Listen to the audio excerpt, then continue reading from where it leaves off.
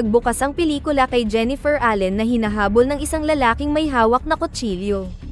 Desperado, nagtago siya sa banyo, ngunit hinanap siya sa bawat silid. Nang matagpuan siya nito, lumabas siya at sinarado ang shutter. Pagkatapos ay tumakbo sa kanyang sasakyan, binasag ang bintana para makapasok. Gayunpaman, ayaw umandar ang sasakyan habang nakaharang sa kanya ang ibang sasakyan. Habang lumalapit ang lalaki, nagpasya siyang tumakbo ngunit nabundol ng dumaraan na kotse, na nagdala sa kanya sa emergency ng ospital. Sa ospital, dumating si Russell Williams, ipinakilala ang kanyang sarili bilang asawa ni Jennifer sa nurse master. Ipinaalam niya sa kanya na may operasyon si Jennifer. Nagmamadali siyang pumunta sa operating room, natanaw ni Russell ang kanyang asawa bago pinigilan ng mga doktor. Nang maglaon, nagtanong siya tungkol sa kanyang kalagayan, at ibinunyag ng nurse na si Jennifer ay dumaranas ng matinding pagdurugo sa loob, na maaaring humantong sa pagkawala ng memorya. Halatang nababalisa si Russell sa balita. Nang gabing iyon, nanatili siya sa ospital, at natulog sa waiting room. Sa umaga, ginising siya ng nurse, at tapos na ang operasyon ni Jennifer at maaari niya itong bisitahin. Pumunta si Russell sa tabi ng kanyang kama, marahan siyang hinalikan sa ulo, at tiniyak sa kanya na hindi siya nito iiwan. Gayunpaman, si Jennifer ay nananatiling walang malay at hindi makatugon. Samantala, si Detective Frank Page ay namimili ng laruan para sa kanyang anak at sinabi ng mabait na tindera kung gaano kaswerte ang kanyang anak. Sa sandaling iyon, nakatanggap si Frank ng isang tawag kaya bumalik siya sa trabaho, at nagmamadaling pumunta sa ospital upang mag-follow up sa kaso. Sa ospital, sinimulan ni Frank na tanungin si Russell tungkol sa huling pagkakataon na nakita niya si Jennifer. Binanggit ni Russell na iyon ang gabing lumabas siya para mag-grocery. Nang may maramdamang hindi maganda, nag-usisa pa si Frank, nagtanong kung may anumang problema sa pagitan nila. Si Russell, na halatang hindi komportable, ay mariing itinanggi ang anumang isyu sa kanilang relasyon. Lalong lumaki ang pagdududa ni Frank, lalo na't gabi nang mangyari ang aksidente. Pagkatapos ay tinanong niya kung ginamit ni Jennifer ang kotse nang umalis siya, at kinumpirma ni Russell na oo. Bago umalis, pinaalalahanan ni Frank si Russell na kailangan niyang kausapin si Jennifer sa sandaling magkamalay ito. Samantala, nagkamalay si Jennifer, ngunit nang tangkaing hawakan siya ni Russell, umiwas siya, hindi niya maalala ang anuman, kahit ang pangalan nito. Si Russell ay binalaan ng doktor na maaaring makaranas siya ng pagkawala ng memorya, ngunit tiniyak din niya na ang kanyang mga alaala ay maaaring bumalik sa kalaunan. Nang makita ang pagkalito ni Jennifer at ang blankong tingin sa kanyang mga mata, napaupo si Russell sa kalapit na upuan. Naramdaman ang bigat ng sitwasyon, si Jennifer, na napansin ang kanyang pagkabalisa, ay nagtanong sa kanya kung ano ang nangyari. Matapos ipaliwanag sa kanya ang aksidente, ipinangako ni Russell na narito siya para sa kanya hanggang sa gumaling, at tutulungan siyang bumalik ang dating buhay. Upang muling ipakilala ang kanyang sarili, iniunat niya ang kanyang kamay at malumanay na sinabi ang kanyang pangalan, umaasang simulan muli ang kanilang koneksyon mula sa simula. Sa kabilang panig, si Detective Frank ay lalong naghihinala tungkol sa mga pangyayari sa paligid ng aksidente. Tinanong niya ang nakasaksi na nakabangga kay Jennifer, kung may iba pang naroroon sa eksena. Sumagot ang nakasaksi na walang ibang tao sa paligid. Pagkatapos ay tinanong ni Frank kung mayroong malapit na truck, at naalala ng nakasaksi na nakakita siya ng isang pickup truck na umandar nang dumating ang ambulansya. Ibinahagi ni Detective Frank ang kanyang mga alalahanin sa isang kasamahan, na nagpahayag na may isang bagay tungkol sa aksidente na hindi tumutugma. Gayunpaman, binaliwala ng kanyang kasamahan ang hinala ni Frank, iginiit na masyado siyang nasasangkot sa sitwasyon. Ang kanilang hindi pagkakasundo ay tumaas hanggang sa isa pang opisyal ang sumingit, na ipinaalam kay Frank na ang saksi sa aksidente ay naghihintay na makipag-usap sa kanya.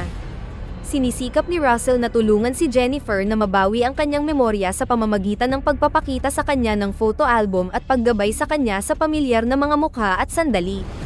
Maayos ang takbo ng kanilang pag-uusap, hanggang sa biglang nagtanong si Jennifer tungkol sa kanyang pamilya. Iniisip kung ipinaalam ba niya ang tungkol sa kanyang kalagayan. Nag-alinlangan si Russell bago malumanay na isiniwalat na nawala ang pamilya ilang taon na ang nakakaraan. Ang balita ay nagpahina kay Jennifer, at tahimik niyang hiniling kay Russell na iwanan siya sandali upang iproseso ang lahat.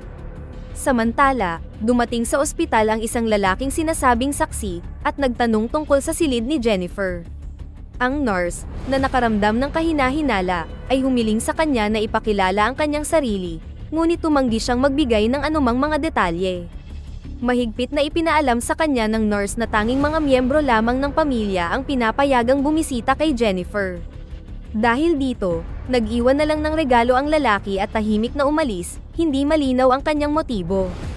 Ang kondisyon ni Jennifer ay nagpapakita ng kapansin-pansing pagbuti habang siya ay sumasailalim sa pisikal na rehabilitasyon at nakikilahok sa memory games na idinisenyo upang makatulong na maibalik ang kanyang mga alaala. Habang patuloy na bumubuti ang kanyang kalusugan, naghanda siyang umalis sa ospital at binigyan siya ng nurse ng tungkod upang tulungan siya sa paglalakad. Pagkatapos, tinulungan ni Russell si Jennifer na pasakayin sa kotse, ngunit habang papaalis sila, bigla niyang naalala ang ilang nakababahalang alaala. Ginawa ni Russell ang kanyang makakaya upang patatagin siya, at nagpatuloy sila sa kanyang tahanan. Pagdating, si Jennifer ay mukhang natutuwa sa bahay, at tumingin siya sa kanilang larawan sa kasal, bagamat panandali ang lumitaw sa kanyang isipan ang nakababahalang mga alaala na hindi niya lubos na mabuo. Inilibot siya ni Russell sa bahay, sinubukang gawin siyang espesyal at komportable, ngunit iginiit ni Jennifer na ayaw niya ng anumang espesyal na pagtrato, mas pinipiling umangkop sa kanyang bagong realidad. Kinabukasan, tinawagan ni Detective Frank si Russell na may bagong impormasyon.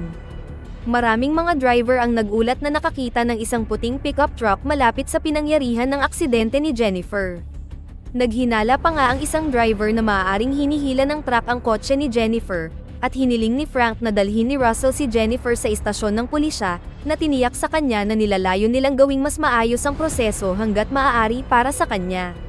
Lingid sa kaalaman ni Russell, narinig ni Jennifer ang pag-uusap na ito mula sa itaas, tahimik na lumalaki ang kanyang mga hinala. Nang gabing iyon sa hapunan, tinanong ni Jennifer si Russell kung ano ang ginagawa niya ng alas 11. Sumagot lang ito na tawag lang iyon sa trabaho. Ngunit lalong lumalim ang hinala ni Jennifer, naalala ang narinig niyang pakikipag-usap sa detective. Pagkatapos ay nagtanong siya tungkol sa kanyang mga kaibigan at ang kanyang cellphone. Agad na tiniyak ni Russell sa kanya na marami siyang kaibigan, ngunit hindi pa sila nagkakaugnayan dahil sa aksidente. Idinagdag niya na ibibili siya ng bagong cellphone dahil hindi na-recover ng pulisya ang luma. Ngunit ang totoo, ikinukulong ni Russell si Jennifer, pinutol ang kanyang mga koneksyon upang protektahan ang kanyang lihim. Nahanap ni Russell ang isang saksi at pinatay siya sa pamamagitan ng paghampas sa kanya ng bakal at sinakal siya. Pagkatapos ay inilibing niya ang katawan sa kanyang likod bahay, bagamat si Jennifer, na nanunood mula sa malayo, ay hindi sigurado kung ano ang kanyang ginagawa. Kinaumagahan, ginawa ni Russell ng scrambled egg si Jennifer, ngunit nalilito siya, nakatingin sa likod bahay nang hindi binabanggit ang kanyang nakita. Samantala, naghinala si Detective Frank nang makaligtaan ni Russell ang kanilang meeting. Nang maghanap siya, wala siyang nakitang talaan ng pangalan ni Russell, na nagtaas ng higit pang mga suspecha. Bumisita si Frank sa ospital upang mangalap ng higit pang impormasyon at makuha ang address ni Russell.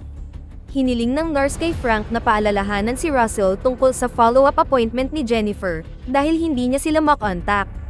Sumang-ayon si Frank at nagtanong din kung may binanggit na puting pickup truck si Jennifer. Sinabi ng nurse na wala pa, kaya mas naghinala si Frank. Matapos mabawi ang ilan sa kanyang memorya, nagpumilit na bumaba si Jennifer sa hagdan gamit ang kanyang tungkod. Nagtungo siya sa computer ni Russell at sinubukan itong buksan, ngunit hindi inaasahang bumalik siya.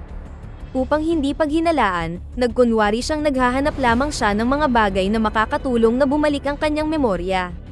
Binigyan siya ni Russell ng bagong cellphone, ngunit wala itong signal. Nang magtanong si Jennifer tungkol dito, sinabi niya na ito ay dahil sa kanilang malayong lokasyon. Samantala, binisita ni Detective Frank ang address na ibinigay ng Nurse Masters, ngunit ibang tao ang nakatira doon. Napagtantong binigyan siya ni Russell ng maling impormasyon, nakipag-ugnayan si Frank sa departamento ng sheriff at humiling na i-trace ang cellphone ni Russell. Gayunpaman, ipinaalam sa kanya ng pulisya na ang GPS trace ay hindi gumagana. Nang gabing iyon, nasa kama sina Jennifer at Russell nang subukan niyang lumapit at sinimulan siyang halikan. Biglang nag-flashback sa kanyang memorya ang ilang nakakatromang sandali, at humiwalay siya, na sinabi sa kanya na kailangan niya ng mas maraming oras. Nagbago ang kilos ni Russell, na inilalantad ang kanyang madilim na bahagi habang galit na iniwan siya nito upang pumunta sa kanyang pag-aaral. Lingid sa kaalaman ni Jennifer, sinusubaybayan siya nito sa pamamagitan ng hidden camera na nakalink sa kanyang computer. Samantala, nakakuha si Frank ng video mula sa ospital kasama ng karagdagang impormasyon mula sa nurse masters na tumutulong sa kanyang pagsisiyasat.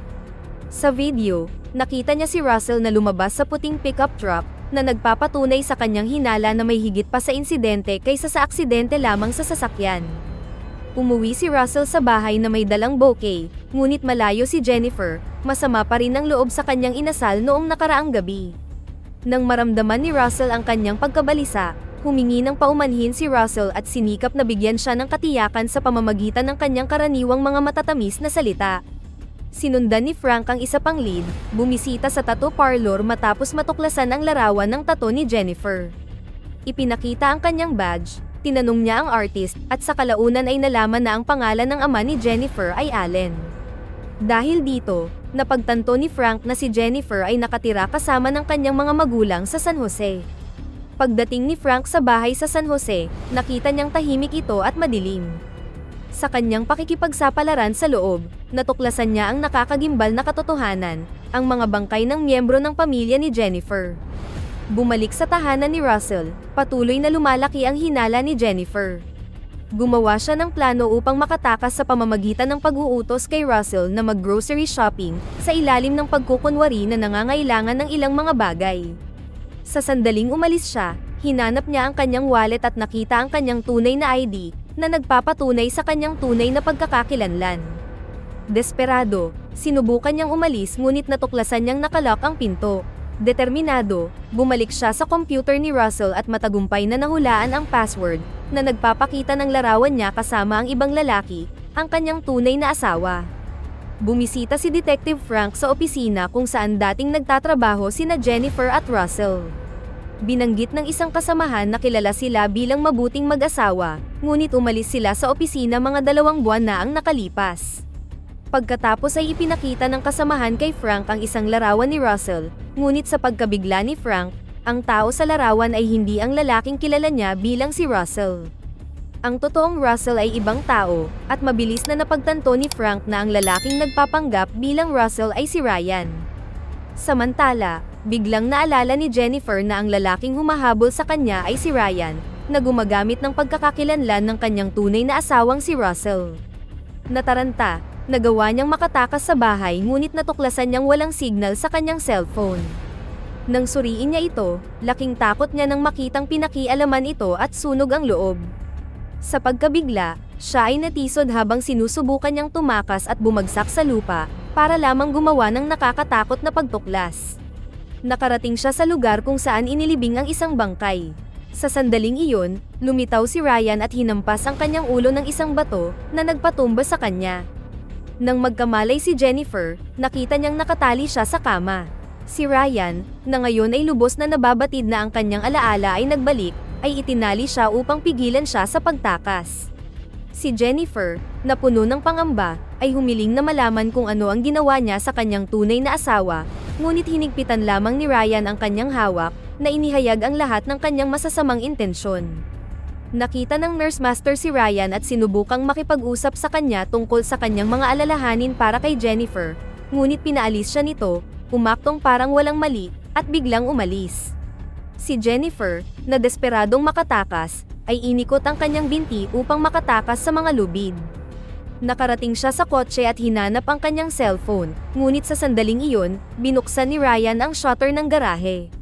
Mabilis siyang nagtago sa likurang upuan at si Ryan, na hindi namalayan ang presensya niya, ay tiningnan ang katawan ni Russell bago isara ang shutter at umalis.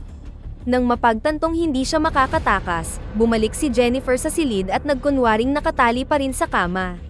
Nang bumalik si Ryan upang tingnan siya, nag-ambala siya ng doorbell, na lumilitaw na si Detective Frank. Habang hinahanap si Ryan, nakita ni Frank ang puting pickup truck, at hinugot ang baril. Nakita si Jennifer sa loob ng bahay na nahihirapan. Bago pa man siya mapalaya, pumuslit si Ryan at pinatumba siya. Matapos makuha si Jennifer, pinilit siya ni Ryan na manood ng video nila ng kanyang tunay na asawa, na nag-trigger sa kanyang mga alaala. Pagkatapos ay itinali niya ang kanyang mga kamay gamit ang lubid at inihayag ang katotohanan tungkol sa kanyang ginawa. Nagawa ni Jennifer na masunog ang lubid gamit ang isang lighter at palayain ang sarili.